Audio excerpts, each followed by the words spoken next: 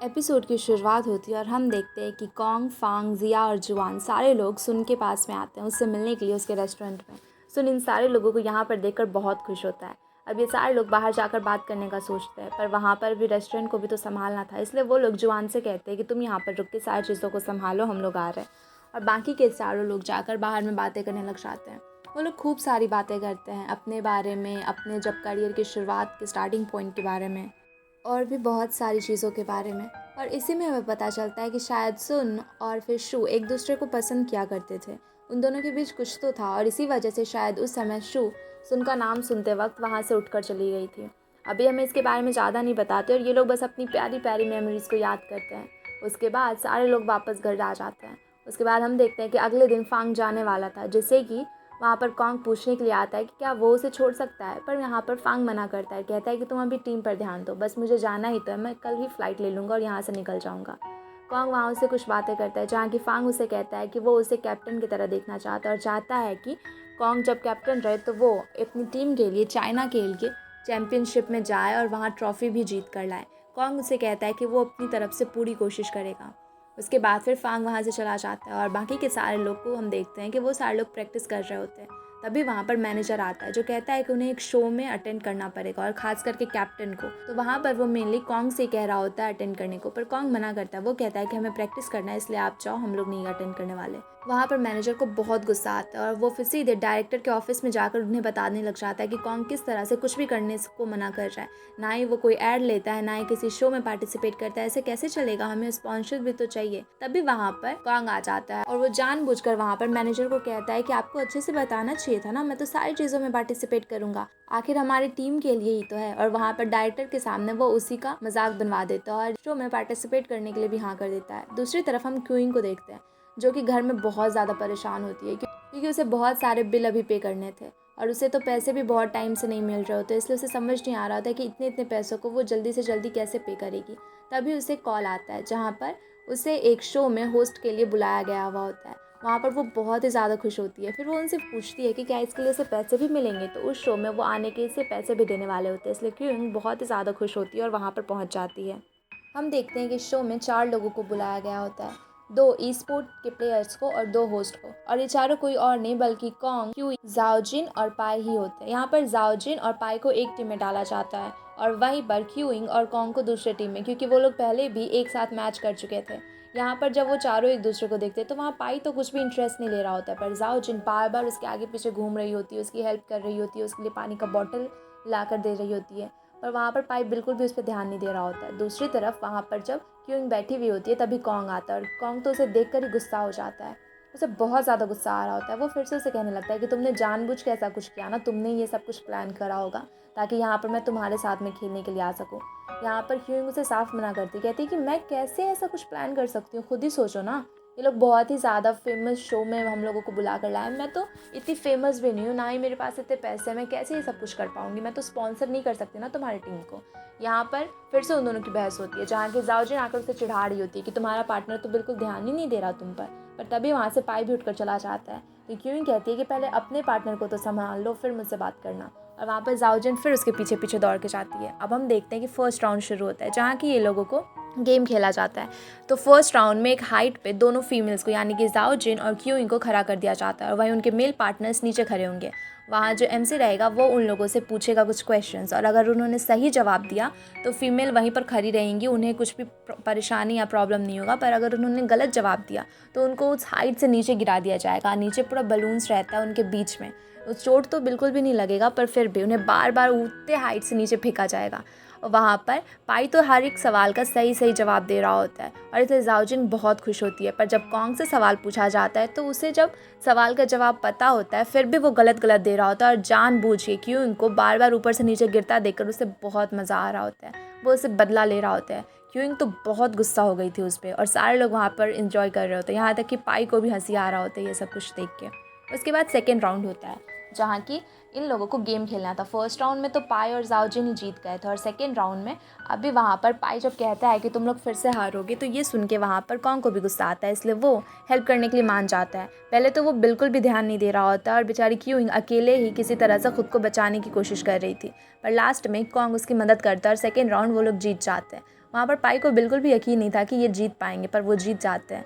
उसके बाद मैच ख़त्म होने के बाद में वो आकर वहाँ कॉन्ग से कहता है कि तुम्हारी पार्टनर वैसे भी बहुत बेकार थी, बस किस्मत अच्छी थी तुम लोगों की, इस वजह से जीत गए। और ये बोलकर वो वहाँ से चला जाता है। दूसरी तरफ हम देखते हैं कि क्यूइंग जब अपना सामान रख रही होती है बाहर आने के लिए, तभी वहाँ पर एक स्टाफ आता है जो कि उसे गिफ्ट करता है। एक बहुत ही प्यारा सा टेडी उसे गिफ्ट करता है, और वही सेम टेडी कॉन्ग को भी मिलना था, क्योंकि उसने सेकेंड राउंड में तो जीता था ना, वो लिमिटेड एडिशन का था और बहुत ही एक आई कॉन्क्यूर करके जो चैम्पियनशिप था उसी में बहुत कम लोगों को वो दिया जाता है। इस सिद्ध पाकर वो बहुत ही ज़्यादा खुश हो जाती है, और वो टेडी जो कॉन्ग ने छोड़ दिया वो उसे वो वापस करने के लिए जाती है। पर जब वो उसके पास में पहुंचती है तो वो बहुत खुश होती है कि आज वो गेम में जीत गई, और इसके लिए तो उसे पैसे भी मिलने वाले थे, और इससे वो अपना रेंट भी पे कर पाती। ये सब कुछ सोचकर वो काफ़ी खुश थी।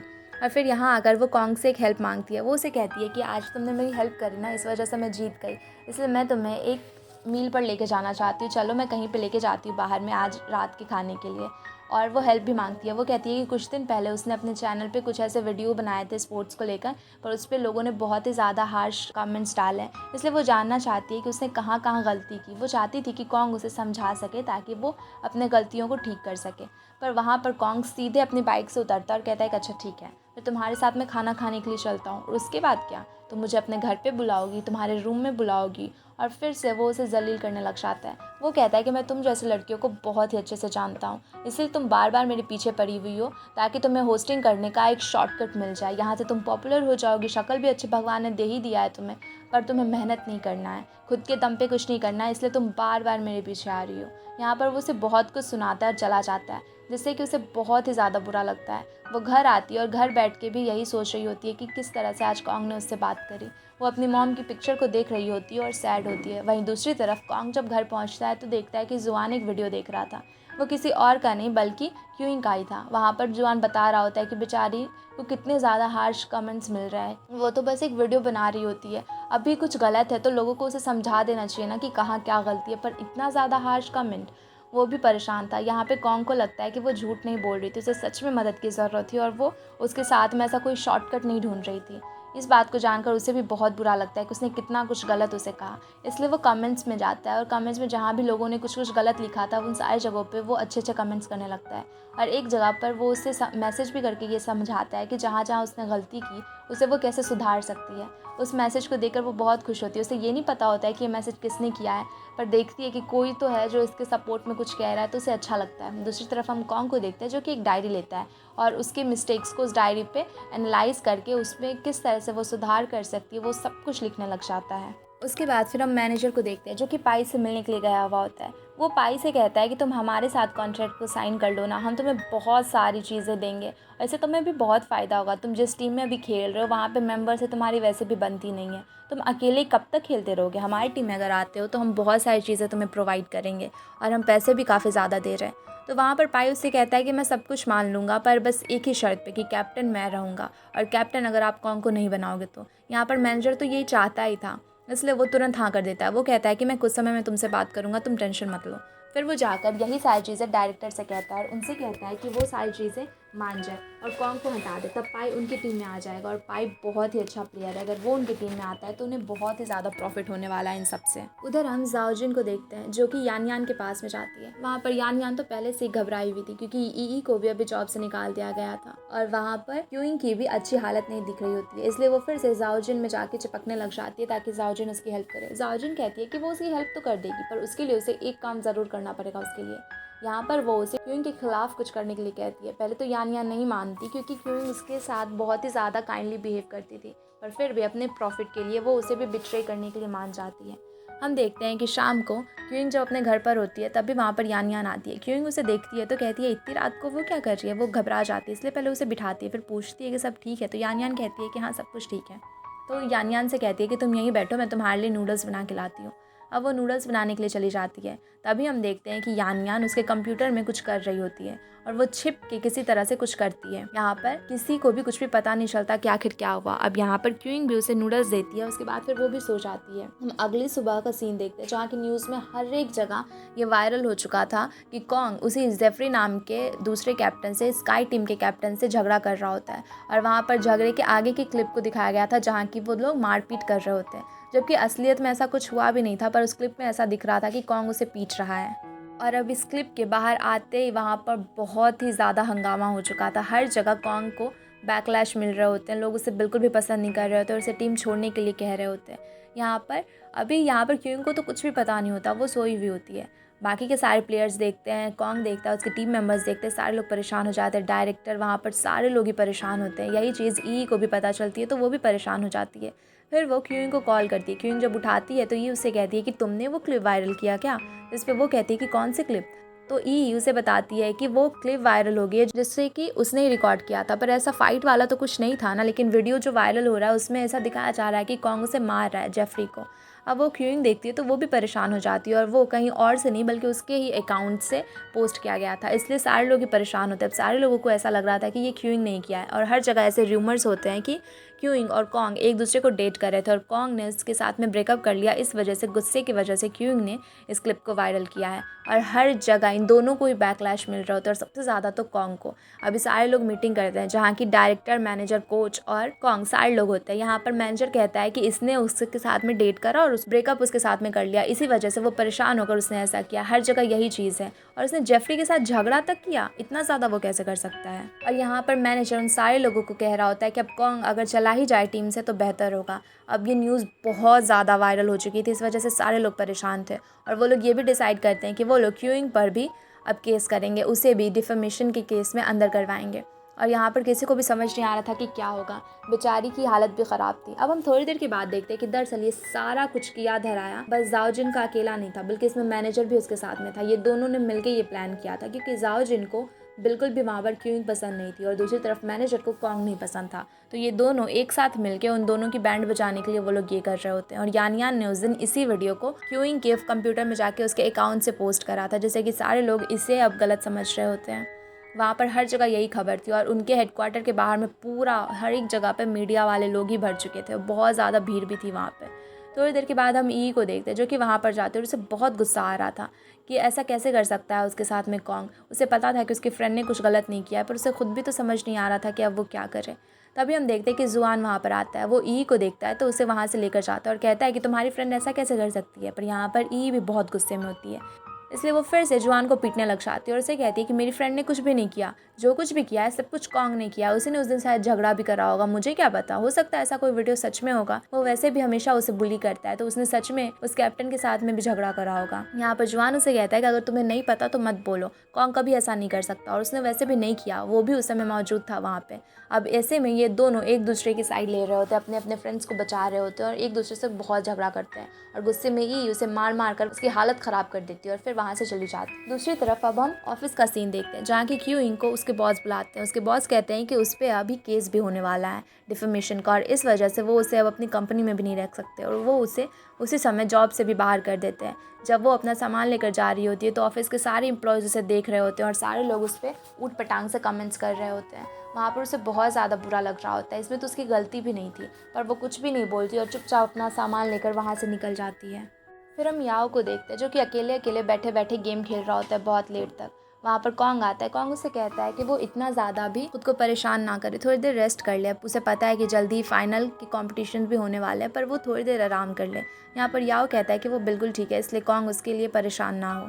दूसरी तरफ हम अभी पाई की टीम को देखते हैं जहाँ की वो सारे टीम मेंबर से कह रहा होता है कि वो लोग ध्यान दें, पर वहाँ पर सारे लोग ही उसका मजाक बना रहे होते हैं। दरअसल इन पांचों में बिल्कुल भी दोस्ती नहीं थी, बाकी के चार तो साथ में थे पर पाई को कोई भी पसंद नहीं करता था, इसलिए सारे लोग वहाँ पर उसका मजाक बना रहे होते हैं और पाई जो भी कह रहा होता है उनमें से कोई भी उसकी बात को नहीं सुन रहा होता है।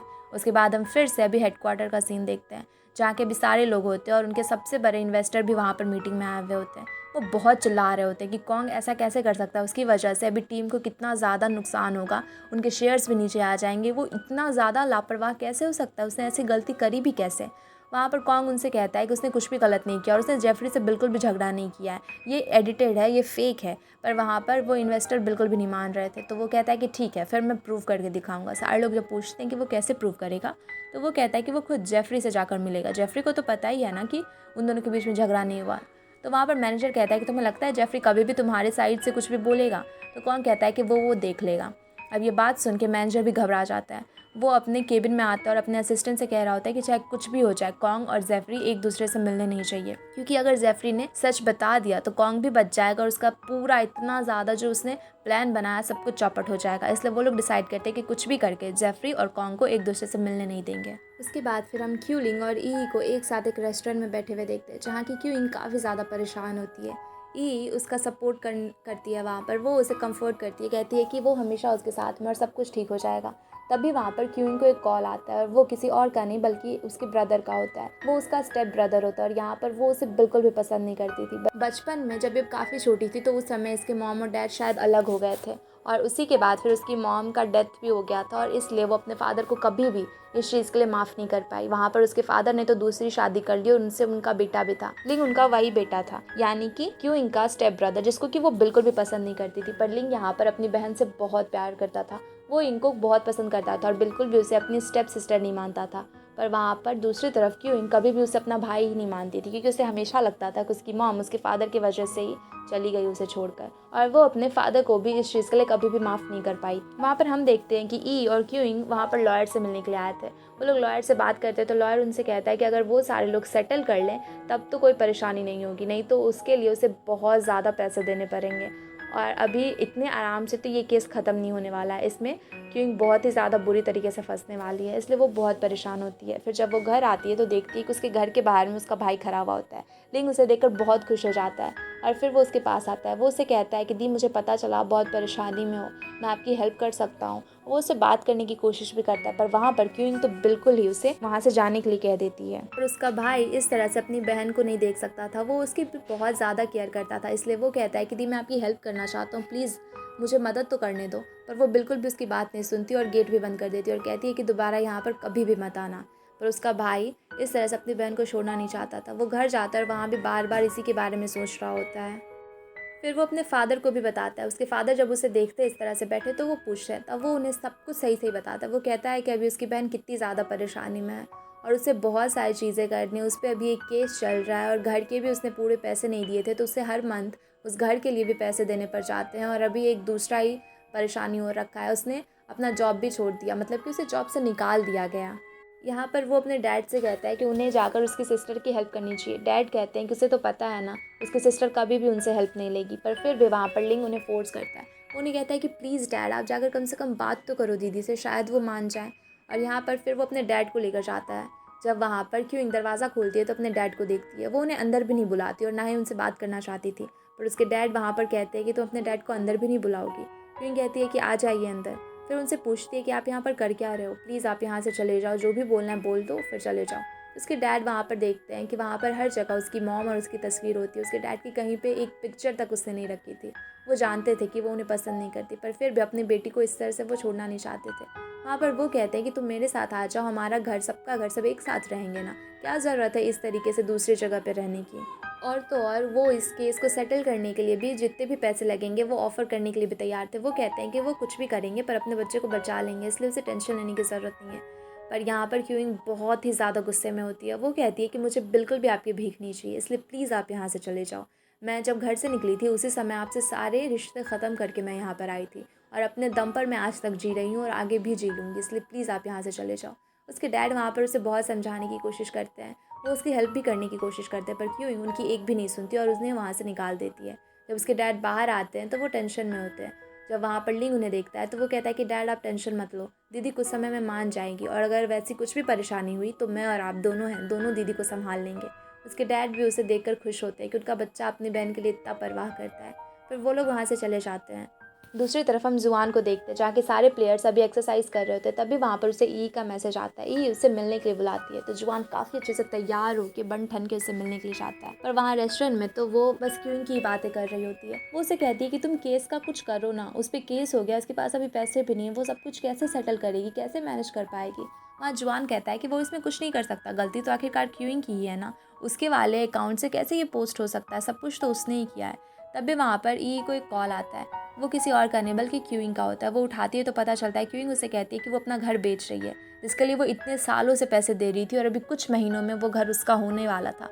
पर अब वो उस घर को नहीं रख सकती, इसलिए वो उस घर को भी बेच रही है, और उसी के पैसे से ये केस के पैसे भी वो दे देगी और सब कुछ सेटल कर लेगी, और फिर कहीं जाएगी और किसी तरह से न्यू जॉब के बारे में सोचेगी।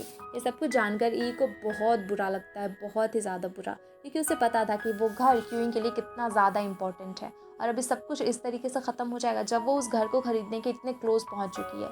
यहाँ पर वो बहुत गुस्सा करती है। वो जुआन से कहती है कि तुम्हें पता भी है क्यूइंग अभी कितनी ज़्यादा प्रॉब्लम में गुजर रही है, और वो उसे बताती है कि वो अपने घर को भी बेच रही है ताकि केस को सेटल कर सके, और अगर ज़्यादा पैसे मांगने पड़े तो उसे पता भी नहीं वो कैसे ये सब कुछ कर पाएगी।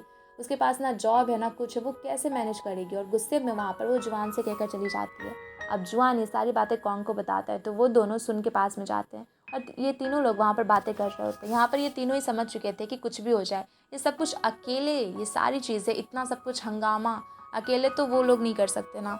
यहाँ पर क्यूइंग कितनी भी कोशिश कर ले वो नहीं कर सकती, वो इतनी ज़्यादा भी इन्फ्लुएंशियल नहीं है कि ऐसा कुछ कर दे, और ना इतनी ज़्यादा बेवकूफ़ है कि खुद के अकाउंट से पोस्ट करे। वो सारे लोग समझ जाते हैं कि किसी और ने किया है, और वो सारे लोग क्यूइंग को फंसा रहे हैं, और ये सबका एक ही मकसद है कि कॉन्ग का करियर ख़त्म हो जाए। यहाँ पर वो सारे लोग समझ जाते हैं और कहते हैं कि जल्दी ही वो इन सारी चीज़ों का हल भी खोज लेंगे। दूसरी तरफ हम देखते हैं कि क्यूइंग अपने घर को बेच देती है, वो बहुत ही ज़्यादा इमोशनल होती है। ई वहाँ पर आती है, वो उसे कहती है कि तुम ये सच में घर बेच लोगी, ये तुम्हारा सपना है। पर फिर भी क्यूइंग उसे कहती है कि हाँ, उसने डिसाइड कर लिया अब वो इस घर में नहीं रहेगी। तो फिर ई उसे कहती है कि ठीक है, फिर मेरे घर पे चलो, और वहाँ पर क्यूइंग को बहुत अच्छा लगता है। ई उसे अपने साथ अपने घर लेकर चली जाती है, और उसके पूरे सामान को सबको लेकर चली जाती है कि जब तक कुछ भी नहीं होगा वो लोग हमेशा साथ ही रहेंगे, और जब ऐसा घर लेना होगा, जब अच्छे खासे पैसे सेव हो जाएंगे, तब अगर क्यूइंग चाहती है तो वो उसके घर से मूव आउट कर सकती है। उसके बाद फिर हम कॉन्ग को देखते हैं, जो कि मैनेजर के केबिन में जाता है, और वो उसे कहता है कि आपने जेफरी से बात करा। उसे तो पता ही था कि वो बिल्कुल भी जेफरी से बात नहीं करेगा, पर फिर भी वो ऐसा दिखा रहा था कि हाँ, वो जेफरी से बात कर रहा है, और जल्दी वो उसे यहाँ पर सबसे मिलने के लिए भी बुलवा लेगा। यहाँ कॉन्ग को तो पता ही था कि वो ऐसा कुछ भी नहीं करेगा, इसलिए वो डिसाइड करता है कि जब वो जेफरी से मिलने जाएगा या फिर उसे ऐसा कहने जाएगा कि मत मिलना, तो वो उसके पीछे जाएगा और उसी समय वो जेफरी से बात करेगा। और यही सब सोचकर वो डिसाइड करता है कि आज शाम वो उसके पीछे पीछे जाएगा। दूसरी तरफ हम इधर क्यूइंग को देखते हैं, जो कि अभी ई के घर में सेटल हो चुकी थी अच्छे से, और तभी वो मैसेज करती है मैनेजर को, क्योंकि वो सेटल करना चाहती थी, सेटलमेंट के बारे में बात करना चाहती थी केस के लिए, तो इसलिए मैनेजर उसे मिलने के लिए बुलाता है। और तभी वहाँ पर कॉन्ग की बाइक उसे दिख जाती है, तो वो लिपस्टिक से उसमें एक पिग का फेस बनाती है और फिर मैनेजर के पास चली जाती है। वहाँ पर जब कॉन्ग आता है तो देखता है कि वहाँ पर क्यूइंग किसी से बात कर रही है, पर उसे ये नहीं दिखता कि वो किससे बात कर रही है, पर वो किसी की गाड़ी में बैठ कर जाती है, इसलिए उसके पीछे पीछे ही वहाँ पर कॉन्ग भी जाने लग जाता है। और हम देखते हैं कि मैनेजर अब यहाँ पर क्यूइंग से कह रहा होता है कि अगर उसे ये सब कुछ सेटल करना है तो उसे इसके लिए कुछ पे करना पड़ेगा। वो कहती है कि उसे पता है कि उसे पे करना पड़ेगा, और उसने इसके लिए पैसे भी कलेक्ट कर लिए हैं, पर वो कुछ ज़्यादा ना मांग ले, क्योंकि उसके पास इतने ज़्यादा भी पैसे नहीं है, अभी अभी उसकी जॉब भी चली गई है। वो उनसे यही सारी बातें कर रही थी, पर वहाँ पर मैनेजर एक होटल के सामने में आकर रुकता है और कहता है कि चलो होटल में। यहाँ पर वो समझ जाती है कि इसके इंटेंशन सही नहीं है, इसलिए वो मना करती है और कहती है कि नहीं, मुझे अभी घर जाना है, अब बाद में बात करेंगे सेटलमेंट के बारे में। वो वहाँ से जाने लग जाती है, पर तभी मैनेजर उसे पकड़कर उसके साथ में बदतमीज़ी करने लग जाता है। वहाँ पर क्यूइंग बहुत चिल्ला रही होती है, उसे अलग दूर रहने को कह रही होती है, पर मैनेजर बिल्कुल भी उसकी बात ही नहीं सुन रहा होता है। तभी हम देखते हैं कि वहाँ पर कॉन्ग पहुँचता है, और वो ये देखता है तो उसे बहुत गुस्सा आता है। वो वहाँ पर जाके सीधे मैनेजर को गाड़ी से निकालता है और उसे बहुत ज़्यादा पीट रहा होता है। वहाँ पर क्यूइंग बहुत रो रही होती है, किसी तरह से गाड़ी से बाहर निकलती है और गिरते पड़ते वहाँ से जाने लग जाती है। तभी कॉन्ग देखता है कि उसकी हालत ख़राब है, वो उसके पीछे जाने लग जाता है, पर वहाँ पर क्यूइंग बहुत रो रही होती है और वहाँ से चली जाती है। कॉन्ग भी उसके पीछे पीछे जाता है। वो देखता है कि वो एक कन्वीनियंस स्टोर पे जाके बहुत ज़्यादा ड्रिंक करने लग जाती है और बहुत रोती है। वहाँ पर कॉन्ग जाता है उसे संभालने को। वहाँ पर वो अपना सामान भी फेंक देती है सारा निकाल के पर्स, और कहती है मेरे पास तो पैसे भी नहीं, मैं पे किस चीज़ से करूँगी। बहुत रोती है। तभी उन सारी चीज़ों को जब कॉन्ग रखने लग जाता है तभी देखता है उसमें एक पिक्चर होती है, जो कि किसी और की नहीं बल्कि क्यूइंग की मॉम की होती है, और उनके गले में वही नेकलेस था। अब ये देखकर कॉन्ग समझ जाता है कि वो नेकलेस इसके लिए कितना ज़्यादा इंपॉर्टेंट था और क्यों उसके टूट जाने पर वो इतना ज़्यादा रो रही। अब वो वहाँ पर पे करने के लिए भी जाता है। जब वो लेडी को पे कर ही रहा होता है कि तभी वहाँ से क्यूइंग निकल कर बाहर जाने लग जाती है। कॉन्ग भी उसके पीछे पीछे जाता है, उसे रोकता है और कहता है कि वो बहुत ज़्यादा ड्रिंक कर चुकी है, उसे अब नहीं करना चाहिए। और फिर वो पूछता है कि अच्छा, घर का एड्रेस बता दो, तुम अभी कहाँ पर रह रही हो, मैं तुम्हें छोड़ दूंगा। तभी वहाँ पर वो और रोते हुए कहती है कि अब मेरे पास घर कहाँ है, तुमने तो मेरा घर भी छीन लिया। और यहाँ पर वो रोते रोते उसे बताती है। वो कहती है कि तुम हमेशा कहते थे ना कि मुझे बस शॉर्टकट चाहिए, शॉर्टकट के पीछे मैं भाग रही हूँ, ताकि तुम्हें मैं बस इसी वजह से चिपक रही हूँ ताकि मुझे काम मिल जाएगा, शॉर्टकट मिल जाएगा। वो कहती है कि मैंने कभी भी ऐसा नहीं किया, मैंने हमेशा अपनी मेहनत से ही जो भी किया वो सब कुछ किया और तुम हमेशा मुझे गलत ही समझते रह गए। देखो अभी तुमने तो मुझे बर्बाद भी कर दिया। मेरे पास ना ही घर है, ना ही जॉब है, ना ही पैसे हैं, मेरे पास कुछ नहीं है। आज मैं सेटलमेंट के लिए गई, वहाँ पर उस इंसान ने भी मेरे साथ ज़बरदस्ती करने की कोशिश की। मैं तो बर्बाद हो चुकी हूँ, मेरे पास क्या बचा, कुछ नहीं है मेरे पास। वो वहाँ पर बहुत रो रही होती है और कॉन्ग को पछतावा हो रहा होता है। वो समझ आता है कि वो हमेशा किस तरह से उसे इतना ज़्यादा मिसअंडरस्टैंड कर रहा होता है। कभी भी उसकी गलती नहीं थी, पर कॉन्ग अपने मन से हमेशा उसके बारे में कुछ कुछ गलत सोच लिया करता था और हमेशा उसे इस तरह से जलील करता था। यहाँ पर कॉन्ग को अपने आप पर भी गुस्सा आता है और एम्बेरस्ड भी फील कर रहा था कि उसने क्या करा और बेकार में किसी लड़की के साथ में उसने इतना गलत किया। वहाँ पर वो रोते रोते गिर जाती है और कॉन्ग उसे संभालने की कोशिश करता है और इसी के साथ में ये एपिसोड यहीं पर ख़त्म हो जाता है। Thanks everyone for watching. और वीडियो अच्छी लगी हो तो वीडियो को लाइक करके चैनल को सब्सक्राइब ज़रूर कर देना।